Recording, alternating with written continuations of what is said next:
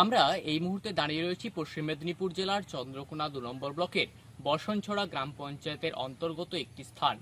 এই স্থানটি একটি ঐতিহ্যবাহী স্থান হিসেবে চন্দ্রকোনাবাসীর কাছে পরিচিত।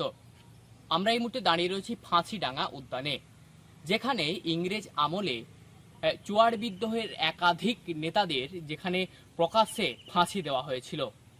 এই ইংরেজ শাসনকালে একটি উঁচু ঢিবি করে সেখানে ছিল বটগাছ। কথায় আছে সেই বটগাছে নাকি প্রকাশ্যে ফাঁসি দেওয়া হতো ইংরেজ আমলে। প্রায় ১৪ জনকে এই বসনছড়া জিপির অন্তর্গত এই যে ফাঁসিডাঙ্গা উদ্যান, এই ফাঁসিডাঙ্গাতেই তৎকালীন সময়ে ফাঁসি দেওয়া হয়েছিল। তারপর থেকেই এই এলাকার নাম হয় ফাঁসিডাঙ্গা। যদিও এই ফাঁসিডাঙ্গা ২০২১ সালে ঘটা করে উদ্বোধন করলেও বর্তমানে এই এলাকা সম্পূর্ণ কিন্তু খাঁ খাঁ করছে।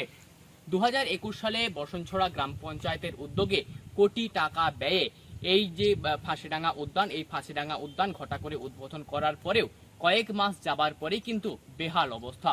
রক্ষণাবেক্ষণের অভাবে ধুঁকছে এই ফাঁসিডাঙ্গা উদ্যান। রাত পোহালেই ১৫ই আগস্ট স্বাধীনতা দিবস। এই স্বাধীনতা দিবসের আগে কতটা সেজে উঠে এই ফাঁসিডাঙ্গা উদ্যান, সে নিয়ে কিন্তু কার্যত চরম দুশ্চিন্তার মধ্যে রয়েছে এলাকার মানুষজনেরা।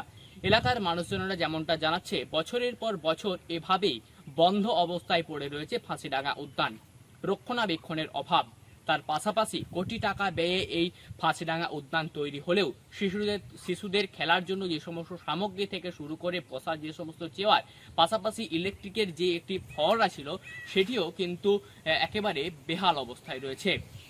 যদিও ইতিমধ্যে চন্দ্রকোনা বিধানসভার বিধায়ক সুকান্ত দোলই যেমনটা জানিয়েছেন যে ১৫ই আগস্টের আগে সাময়িকভাবে কাজ এবং এই যে আগাছাই হয়ে রয়েছে, এই আগাছা পরিষ্কার করা হবে।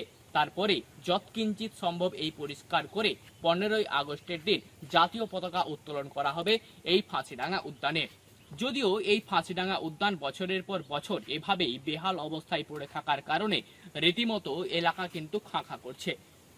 এখন দেখার, ঐতিহ্যবাহী এই ফাঁসিডাঙ্গা আবারও কি পুনরায় যে আগের রূপ, সে আগের রূপে ফিরে আসে কিনা। পশ্চিম মেদিনীপুর জেলার চন্দ্রকোনা থেকে মধুসূদন ভট্টাচার্য, কলকাতা টিভি।